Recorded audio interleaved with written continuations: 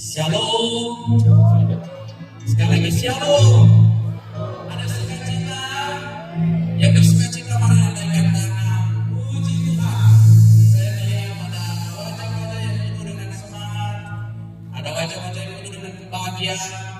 Kita ada di tempat ini dengan satu tujuan untuk memuji, memuliakan, meninggikan dan seperti yang tadi saya sampaikan dari Tuhan, memberikan sedikit waktu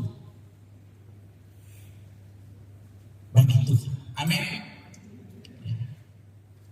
Puji Tuhan, terima kasih kepada Tuhan dan terima kasih kepada pengurus rohani yang sudah menghubungi saya untuk boleh mengambil bagian dalam ibadah rutin Universitas Papua di tempat ini.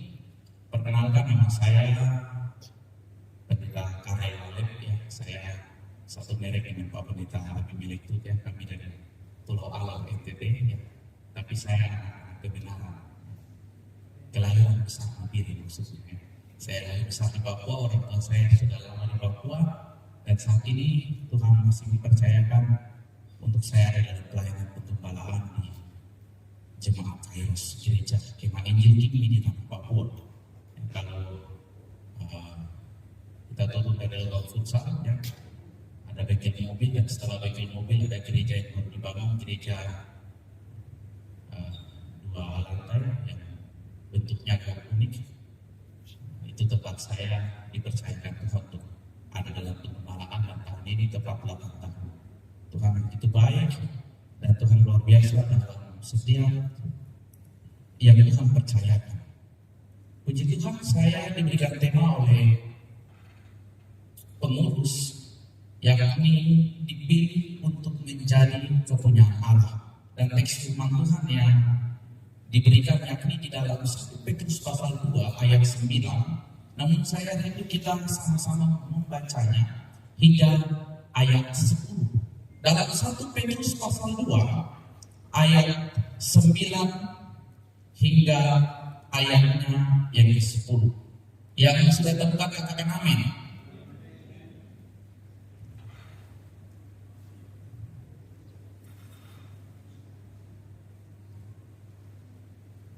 Satu Petrus pasal 2 di tampilan video juga sudah ditampilkan. Kita akan baca bersama-sama kebenaran firman Tuhan pada hitungan yang ketiga. 1 Petrus pasal 2 ayat 9 hingga ayatnya yang ke-10. 2, 3. Tetapi kamulah bangsa yang terpilih, imamat yang rajani, bangsa yang kudus, umat kepunyaan Allah sendiri, supaya kamu memberitakan perbuatan-perbuatan yang besar dari Dia yang telah mengambil kamu keluar dari kegelapan kepada terangnya yang ajaib. Kamu yang dahulu bukan umat Allah, tetapi yang sekarang telah menjadi umatnya, yang dahulu tidak dikasihani, tetapi yang sekarang beroleh belas kasihan. Puji Tuhan. Firman Tuhan dalam terjemahan bahasa Indonesia sudah sangat jelas bahwa kita adalah imamat yang rajani, kita adalah bangsa yang terpilih, kita adalah milik kepunyaan Allah dengan satu tujuan. Ayat 9 katakan bahwa kamu mempunyai tujuan yang untuk memberitakan perbuatan-perbuatan yang besar dari Dia yang telah mengambil kamu keluar dari kegelapan kepada terangnya yang ajaib. Tuhan memilih, Tuhan menetapkan, Tuhan memanggil kita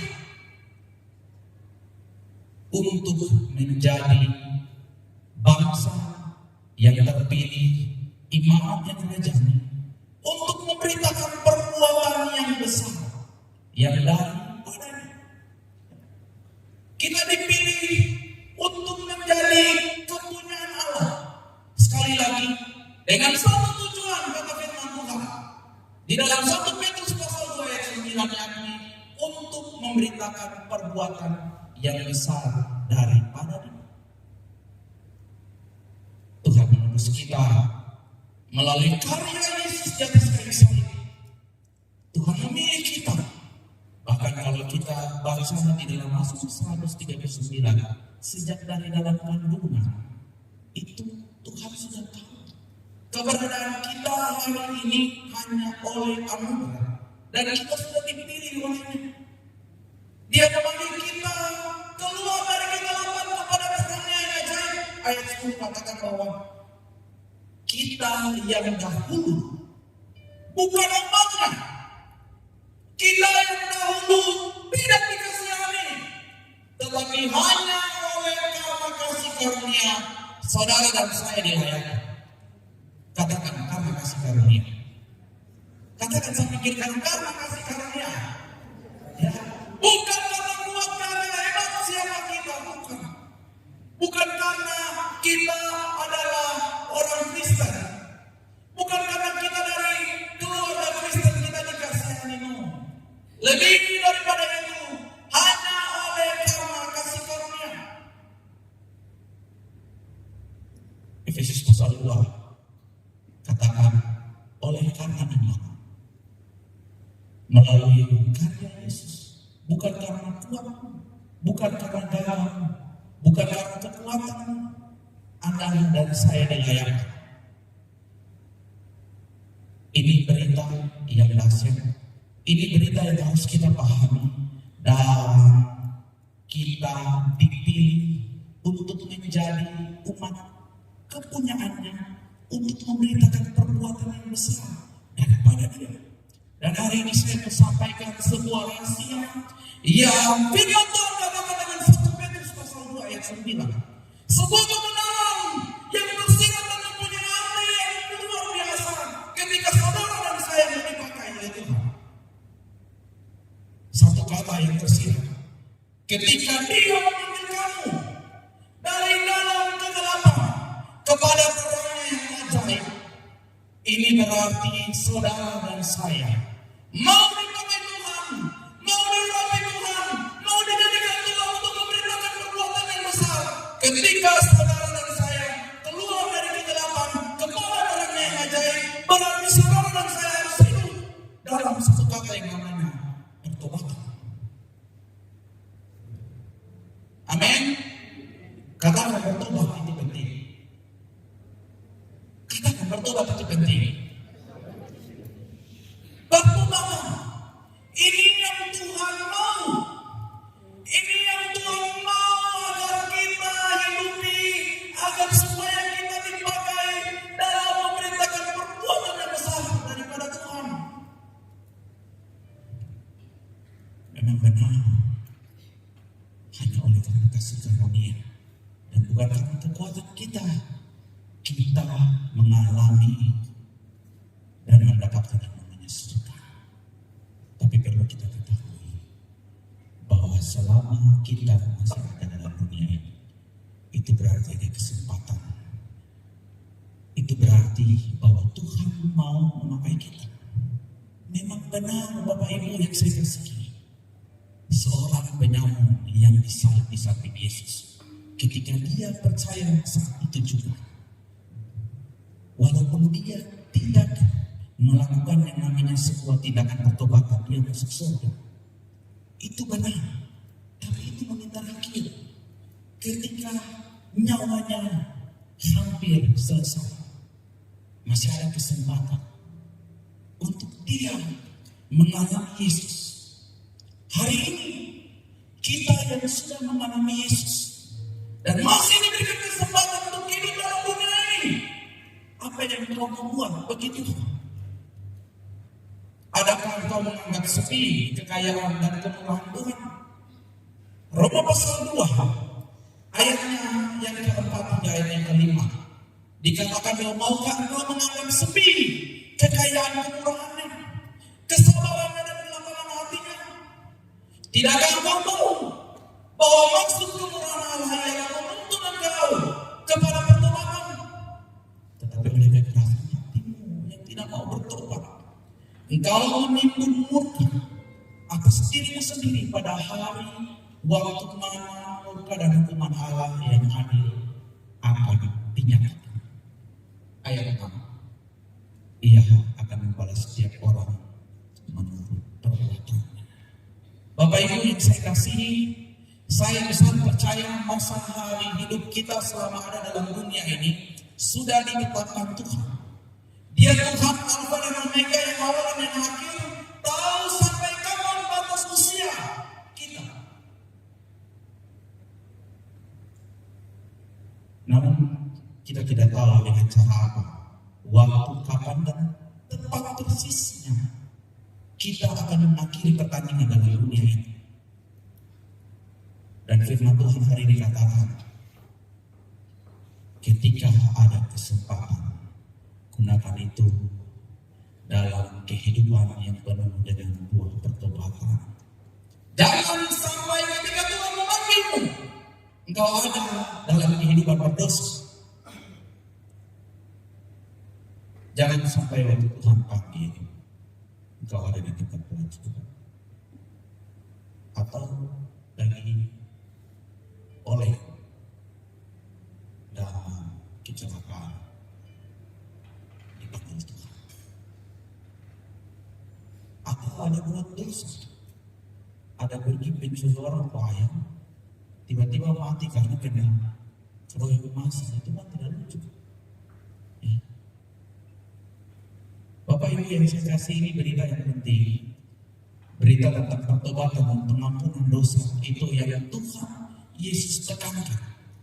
Yesus Kristus datang ke dalam dunia ini bukan hanya untuk menebus kita di atas kayu salib. Yesus datang ke dalam dunia ini, kehadirannya kalau kita baca kitab Injil dengan seksama, Dia datang memberikan teladan, Dia datang memberikan contoh yang nyata, Dia datang menjadi manusia yang sempurna yang tidak hidup dalam dosa, dan mau agar kita yang berdosa ini mengikuti teladan yang sempurna. Oleh sebab itu ketika memulai pelayanannya, pas Yesus dibaptis, seruan yang dia sampaikan, bertobatlah dan berilah dirimu diperdomaikan dengan Allah. Bertobatlah dan terima pengampunan dosa, sehingga hidupmu dan hidupku dipakai oleh Tuhan. Amin. Tanpa pertobatan minta maaf, sepintar apapun kita, sehebat apapun dan nama yang panjang-panjang tambah-tambah gelar juga, kalau tanpa ada pertobatan itu tidak akan memiliki nilai di hadapan Tuhan. Karena Tuhan mau lihat buah-buah pertobatan dari hidup kita. Yesus datang memberikan teladan agar kita hidup di dalamnya. Yesus datang memberikan teladan agar saudara dan saya mengalami kehidupan yang lebih baik, mengalami persiapan untuk kita masuk ke dalam surganya. Amin. Kalau Yesus datang hanya untuk menebus kita orang berdosa, dalam perjanjian lama pun keselamatan sudah ada. Jadi dia katakan hidup-hidup ke surga, dia terangkan hidup-hidup ke surga, dan kita mau mencatat bahwa mereka yang percaya akan kedatangan Yesus, mereka juga mengalami surga. Yesus datang lebih daripada itu. Yesus datang untuk mengubahkan kita, untuk mempersiapkan kita menjadi saksi, untuk mempersiapkan kita memberitakan perbuatan-perbuatan yang besar daripada Tuhan. Dan Dia mau agar kita hidup di dalamnya. Dan Dia mau memakai saudara dan saya sebagai orang-orang yang memiliki gaya hidup yang berbeda. Itulah kekristenan. Karena waktu penyaman di sisi Yesus masuk surga, dia tidak membawa KTP-nya jadi Kristen. Kekristenan mulai. Kata Kristen pertama kali ditemui dalam Kisah Rasul 11 ayat 26. Karena apa? Karena ada gaya hidup yang berbeda dari orang-orang yang percaya kepada Yesus. Karena ada sikap yang berbeda, karena ada kasih, karena ada sukacita, karena ada kekeluargaan, itulah yang disebut dengan kekristenan.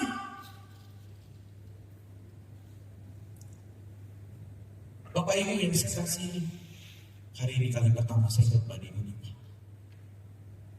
dalam ibadah bulanan. Minta maaf, saya harus tegas dengan firman Tuhan, karena inilah kebenaran dan hal yang Tuhan tahu untuk saya sampaikan. Alamilah pertobatan dan pengampunan dosa, sehingga hidupmu dipakai Tuhan dengan luar biasa. Alami pertobatan dan pengampunan dosa, sehingga ketika masalah datang, Tuhan akan mengangkatmu untuk menjadi kepala dan akan menjadi ekor. Sehingga ketika masalah datang, justru itu adalah cara Tuhan untuk mengangkatmu ke level yang lebih tinggi. Amin. Hari-hari hidupmu, Bapak Ibu saudara-saudara yang saya kasih, hari ini Tuhan mau memakai hidup. Hari ini Tuhan mau mengangkat hidup. Hari ini Tuhan mau melayani. Tapi pertanyaannya, apakah engkau mau dipakai Tuhan? Apakah engkau siap dipakai Tuhan? Apakah engkau mau menjadi perabotan yang mulia, yang dijadikan Tuhan sebagai alat di dalam rumahnya, yang berharga? Ataukah Anda masih mau bermain-main dengan Tuhan? Ataukah kehidupan Kristen masih kehidupan yang bercampur baur dengan dosa dan kedagingan? Jangan sia-siakan kesempatan. Jangan sia-siakan hidup. Jangan sia-siakan waktu. Ingat bahwa anugerahnya masih cukup. Amin. Katakan, anugerah Tuhan masih cukup. Kesempatan masih ada. Kesempatan masih ada. Dan menggunakan kesempatan dan hari-hari ini yang masih mempercayakan dengan sebaik-baiknya, dengan hidup untuk Tuhan. Kalau firman Tuhan katakan dalam Filipi 1 ayat 21, Paulus katakan bahwa bagiku hidup mati apa? Hidup adalah Kristus dan mati adalah keuntungan. Tapi Paulus lanjutkan di ayat selanjutnya itu dulu. Tetapi jika aku harus hidup, jika masih ada kesempatan, itu berarti bagiku hidup harus memberi buah. Amin. Buah apa yang Anda mau hasilkan dalam hidup? Sikap apa yang mau Anda ambil hari ini, esok dan seterusnya ketika masih dipercayakan hidup olehnya? Jangan sampai penyesalan datang di akhir hidup. Jangan sampai tidak ada lagi kesempatan untuk bertobat ketika Tuhan memanggil. Jangan sampai tidak ada kesempatan untuk melakukan yang terbaik bagi Tuhan ketika hari hidupmu sudah selesai. Tuhan mengasihi kita, Tuhan menyayangi kita, dan Tuhan mau agar saudara dan saya menjadi imam di kerajaan. Amin.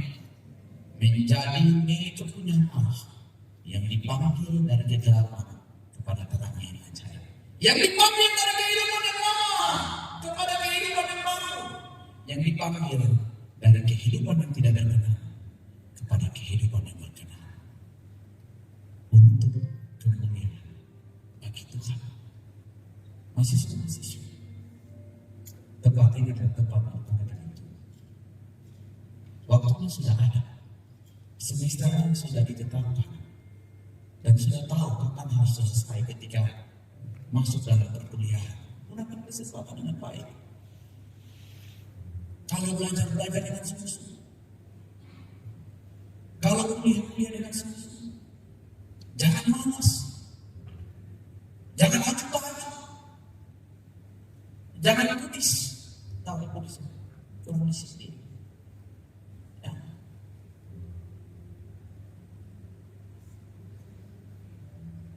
Kalau tugasnya jangan dengan baik. Lakukan semampu, karena Tuhan tahu sampai di mana kemampuan. Lebih daripada itu pasti Tuhan akan bekerja. Amin. Jangan saya percaya Tuhan, jadi saya percaya Tuhan masih tolong. Tuhan dengan dosen Tuhan ini, dosen kita baik. Ini cuma saya tahu. Ya benar nyata dia orang Kristen aja di gereja jaga dulu. Tuhan pasti bilang baru malas kerja tugas. Minta maaf. Tidak ada tindakan yang kau buat, minta maaf. Tuhan tidak berkenan. Dan Tuhan tidak memberkati orang yang malas. Amsal pasal 6 ayat mengatakan, hai kau malas, pergilah kepada siapa? Semua sudah tahu, semua. Seharusnya kita mau Tuhan ajarkan kita untuk belajar dari binatang kecil. Tuhan memberkati kita. Jadikan dirimu sebagai orang-orang yang berharga, yang mempunyai nilai, dan mau untuk memberitakan perbuatan yang besar dari Dia. Amin. Siapa mau menjadi orang-orang yang dipakai Tuhan? Angkat tangan, lambaikan tangan. Tuhan mau memberkatimu. Tuhan mau menguruskan. Tuhan mau memperlengkapimu. Dan Tuhan mau menjadikanmu dalam hari-hari hidup yang masih sisa ini untuk mengangkatmu menjadi kepala dan bukan menjadi ekor. Terlalu besar perbuatan Tuhan yang ajaib. Dan tidak ada alasan untuk kita tidak mengucap syukur. Amin. Kasihnya begitu luar biasa. Pertolongannya ajaib. Dan kuasanya terlalu sempurna. Datang dan merendahkan diri di hadapan Tuhan. Datang dan ketika Anda sudah tahu tentang Yesus, ikuti teladannya. Datang dan berilah dirimu seperti yang Petrus katakan ketika dia berkhotbah di dalam hari raya Pentakosta dalam 2 Kisah Rasul pasal 2. Dikatakan bahwa apa yang harus kami perbuat ketika kami sudah mengenal Tuhan Yesus? Bertobatlah, kata firman Tuhan, dan berilah dirimu diperdamaikan dengan Allah, serta terima pengampunan dosa, maka hidupmu akan dipakai oleh Tuhan dengan dahsyat. Puji Tuhan. Saya mengundang sekalian kita untuk berdiri. Kita akan pujian yang sudah tidak asing. Pujian yang berkata, selidiki aku, lihat hatiku. Kita minta Tuhan menyelidiki. Kita minta Tuhan selidiki dan kenal hati kita. Firman Tuhan katakan dalam Yeremia 17 ayat 10. Dia Tuhan yang menyelidiki hati dan menguji hati untuk memberi Tuhan, untuk memberikan balasan setimpal dengan tingkah laku, setimpal dengan perbuatan kita. Tuhan, hati ini sakti. Tuhan kenal hatimu dan hatiku. Tuhan mau memakai. Tuhan mau mengangkat. Hanya rendahkanlah dirimu di bawah tangan Tuhan yang kuat, sehingga engkau ditinggikan pada waktunya. Karena Dia Allah yang menentang orang yang congkak, tetapi Dia mengasihi orang yang rendah hati. Dahulu saudara dan saya iman. Dahulu saudara dan saya dalam kegelapan. Dahulu saudara dan saya mungkin milik kepunyaannya. Tapi hari ini perintah pertobatan dan pengampunan dosa, perintah kasih karunia ada bagimu dan bagiku. Hari ini kesempatan hidup masih Tuhan percayakan. Gunakan itu dengan baik. Gunakan itu dengan maksimal. Jangan sia-siakan waktu. Jangan habiskan waktu untuk hal-hal yang tidak berkenan. Terlebih habiskan waktu untuk berbuat dosa. Tinggalkan dosa dan berbarulah kepada Allah yang Maha Kasih, yang Maha Pengampun, dan yang Maha sedikit lihat hatimu, sedikit lihat hati. Terima kasih. Kau kenal segenap sivitas akademika, Universitas Papua di Hormati Yesus, dari rektor sampai kepada mahasiswa, staf, pegawai, dan semua yang ada.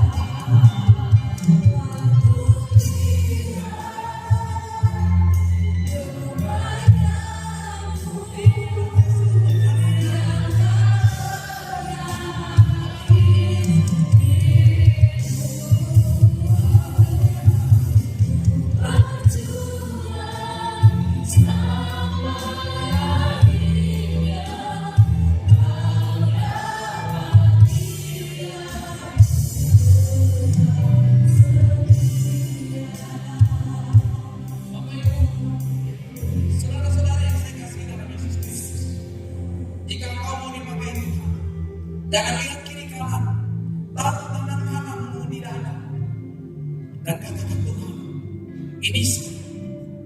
Tuhan, ini saya, aku sayang. Dimanapun saya berada, mulai dari dalam rumah tangga,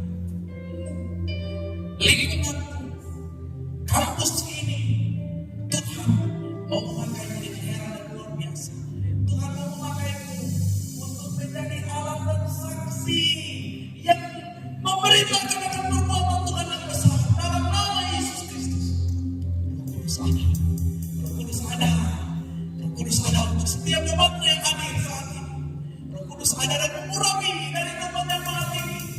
Roh kebenaran, roh kasih, roh sukacita, damai sejahtera, kesabaran, kemurahan, kebaikan, kesetiaan, dan terlebih khusus dalam penyebutan dan penguasaan diri ada dalam nama Yesus. Terima kasih, hamba sudah selesai berbicara, hamba hanya anak, hamba sudah selesai menyampaikan isi hatimu Tuhan.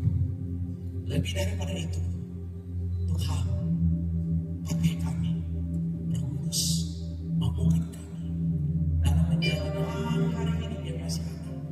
Kami sadar ya Tuhan, iblis tidak tinggal diam. Iblis berjalan seperti singa yang mau memangsa kami, yang mau menjatuhkan dan melemahkan kami di dalam nama Yesus. Pendek Tuhan ada atas setiap umatmu di kampus Unimba ini. Dalam nama Yesus, setiap tempat yang dipijaki, setiap orang yang dijumpai, setiap perkataan, setiap perbuatan, setiap pemikiran diperkenankan Tuhan. Perangan melihat kuasa, dan Tuhan berperang menggantikan hamba-hamba. Tuhan berperang menggantikan umat di tempat ini. Haleluya.